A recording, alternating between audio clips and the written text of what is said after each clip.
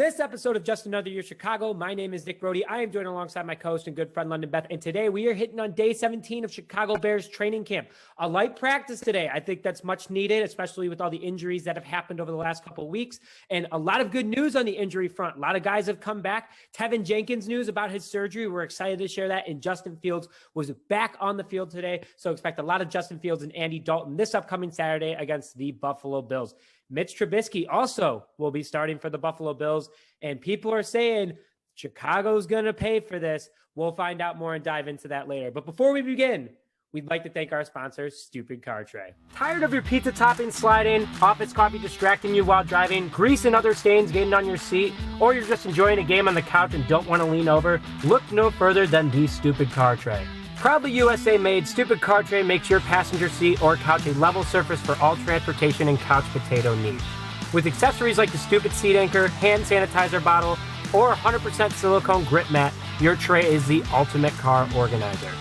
With over 20 different color combinations, there's a Stupid Car Tray for everyone. Visit www.stupidcartray.com and use discount code J16 to get 16% off your entire order. Link in the description.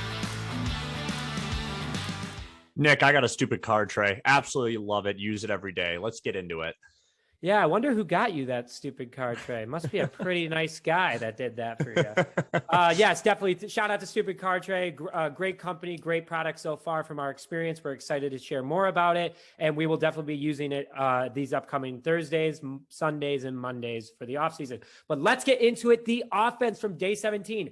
Big news. The offensive line is getting healthy. Larry Borom returned today for the first time since going into concussion protocol a couple weeks ago, and he's competing for the left tackle starting position. This was confirmed by Matt Nagy. Very good news to hear that. Again, a good practice to start and being a light practice for Borom to make sure that he's all there, ready to go, and the best player he can be. Scary head injury, as always. We are happy to hear that he had a speedy and successful recovery, and we are excited to see what he does in practice. Jason Peters, new offensive tackle, signed after last week's Dolphin game.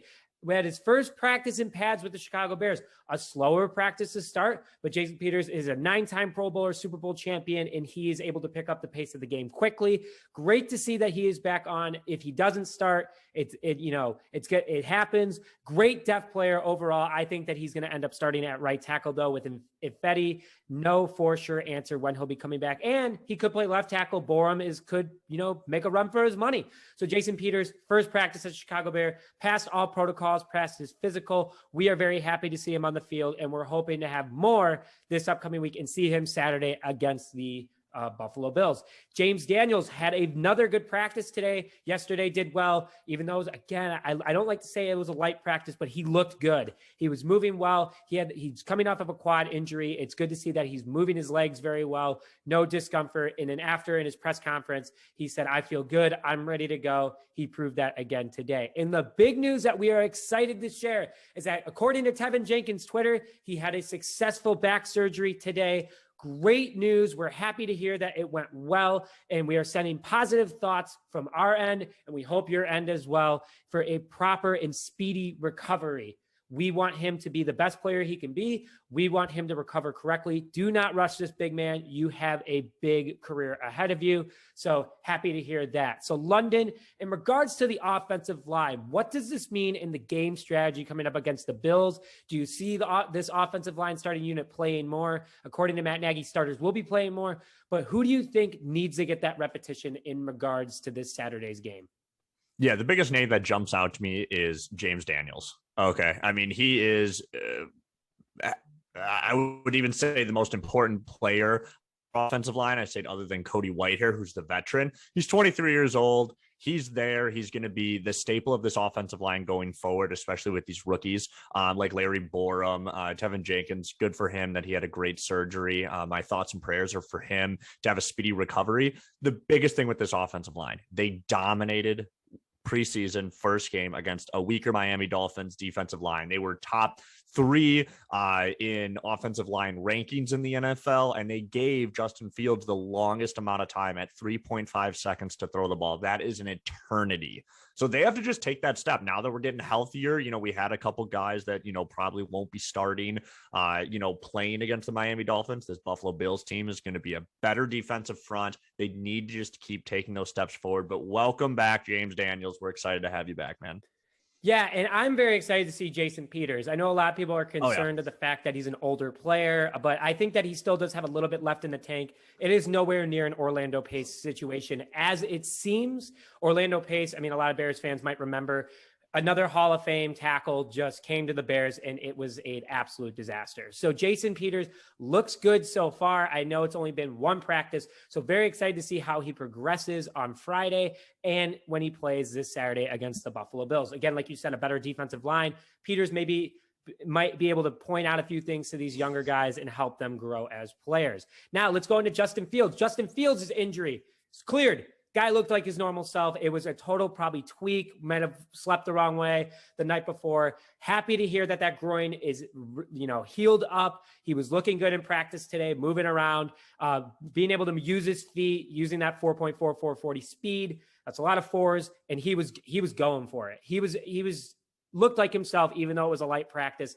It was good to see him really taking over the offense. He got a lot of reps today with the first team defense. So he was going against and he struggled a little bit. He gave up a few interceptions, had a few of his passes broken up. But when you're playing a top 5 unit in the NFL, that's the best thing for a rookie in camp, because you are playing the best of the best and you're able to grow. You're able to learn a lot faster. Not like when you're a team that's rebuilding. You might look really good in camp, AKA like Mitchell Trubisky did for the Chicago Bears. And it's not the same. Though the Bears had a good defense, most of the time when Mitch was here, it still makes a gigantic difference. So London, does this bring Justin Fields back down with his struggles today, the interceptions? Does this bring Justin Fields back down to earth? And does this light a fire under him? Does it impact his mental game? What are the pros and cons of today? If there even is any cons of today, this is a great learning experience for Fields. But what is your first take on that?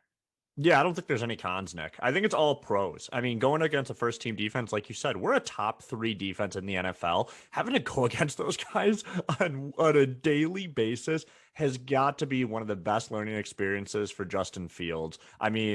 Could you imagine Khalil Mack chasing you down and guys like Eddie Jackson who are just absolute pick artists?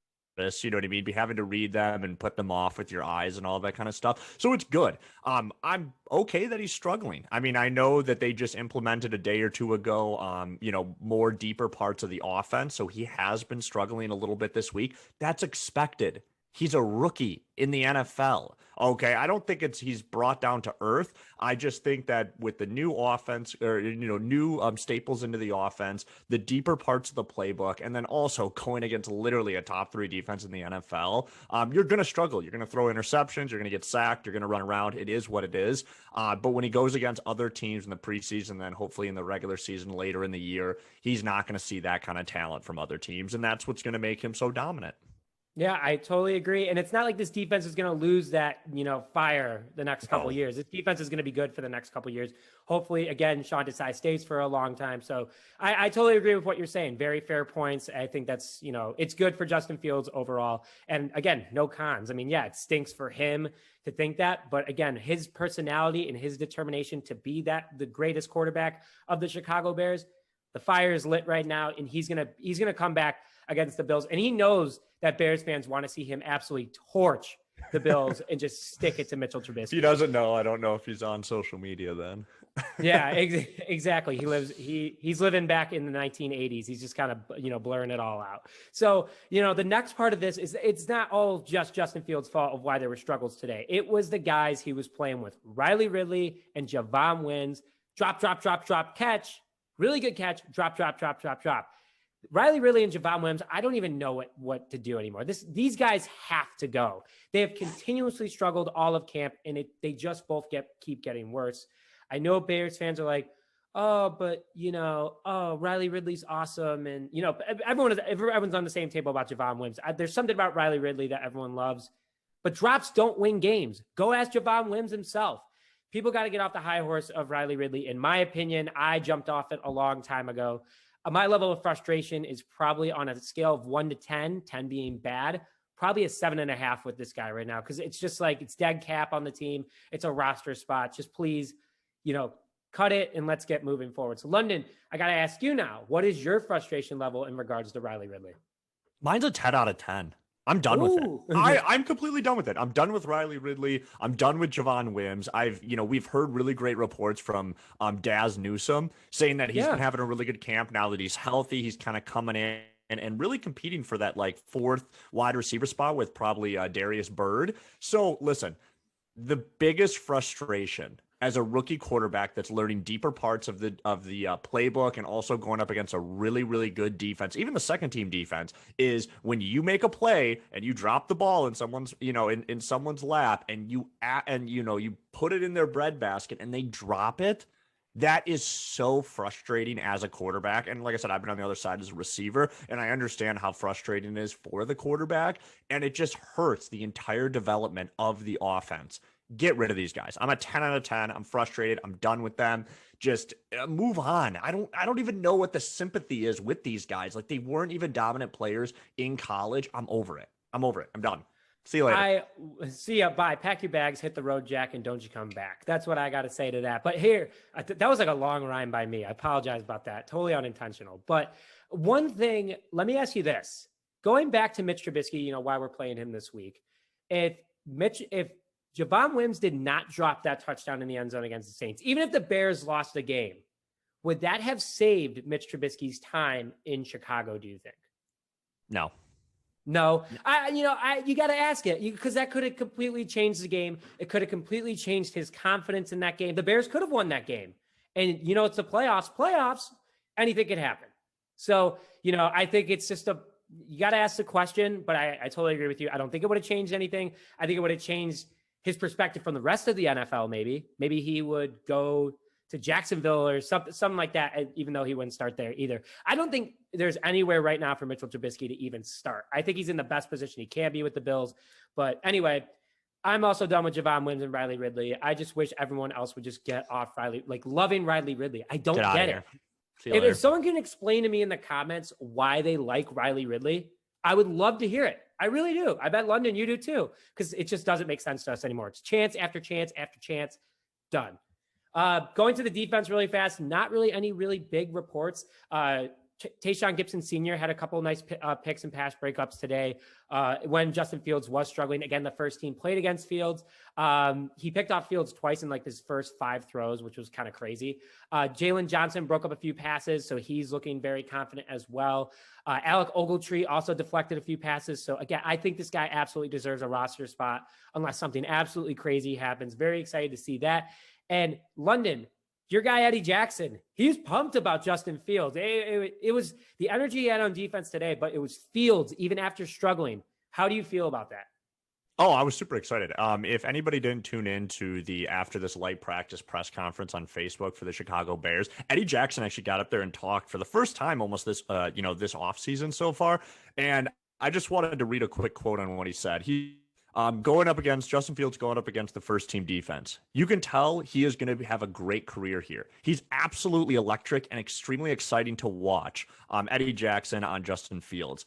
That again is just like, I know we are almost beating a dead horse and we constantly say this over and over, from what Chad Ochocinco said to what other GMs are saying to what, our players are saying. Eddie Jackson's a great safety in the NFL. And he's seen, even if Justin Fields is struggling against the first team, he's seen the kind of player that he is. And that is so exciting.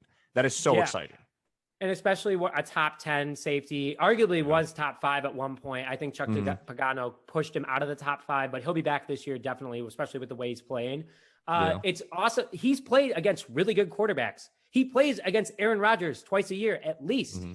And, in all honesty, for him to say that, that's exciting. Even with Fields struggling, it's still very exciting for him to say. Let's go into other news really fast. Again, this was a light practice, so this isn't as long as a podcast. Matt Nagy had all the cameras turned off today in this morning's press conference. Interesting move. It wasn't like anything crazy. I think Nagy's just kind of like doing everything he can to get the Bears on media's attention. Like, why is he doing this? How's this going? Justin Fields' attention. Interesting move. kind of was like Mitch when he had all the TVs turned off at Hallis Hall because he couldn't handle the media's, criticism, even though no one's really criticizing Nagy right now. I think Nagy's doing the best job he's done as the Chicago Bears head coach so far. Still needs to tweak a few things, but, he's definitely improved. I have to give him props to that. I am like 51, 49, 51, not on the Nagy train, 49 on the Nagy train. I'm right there. So keep it up, Matt. I don't know what you're doing, but keep it up. I really like this attitude so far. London, there's one more thing, though, about Mitch Trubisky that you told me that I was like, all right. So what did the Bills running back have to say today? Yeah, so Matt Breida, the 49ers, then the Dolphins, and now the Bills running back speedster guy, during the press conference today after practice said, I'm excited for him, meaning Mitchell Trubisky, to return back to Chicago and show the Chicago Bears that they made a mistake. Listen, man, you are just adding fuel. And I'm talking to you, Matt Breida. You are just adding fuel to the fire. You are about to go up against, Trubisky's about to go up against a top 3 defense and continue.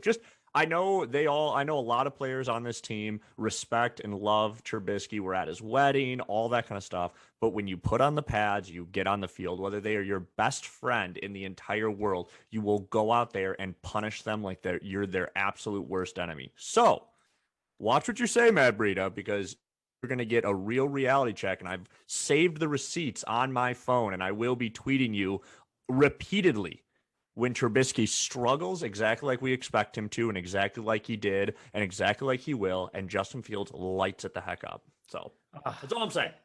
You know what? Sean Desai, all-out blitz, jailbreak blitz. All out. Play. Just put him in the ground. I don't even care if we get a roughing the passer. Drop him in the ground. Just drop. I mean, I don't want injury on Mitch. I just want No.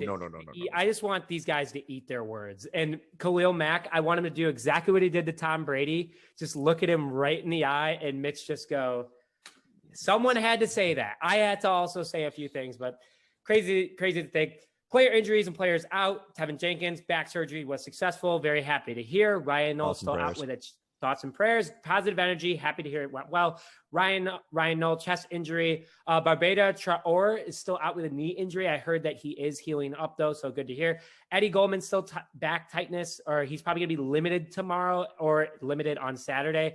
Josh Woods with the quad. Trey Robinson, I haven't heard any updates on his knee, so I assume that he's still on the injury list. And Jermaine Ifedi and Tyreek Cohen on the physically unable to perform list. So, quick episode today, light practice, light episode. Thank you very much for joining this episode of Just Another Year Chicago. My name is Nick Rohde, joined alongside London Beth. Tune in tomorrow for our pre-game preview. We are very excited to share that with you guys. A lot of predictions, a lot of things on Mitchell Trubisky. And, I'll see you guys on Saturday. Again, let me know, comment in the section if you're going. Tony and I want to meet up with you guys. Thank you very much, and we'll see you guys next time.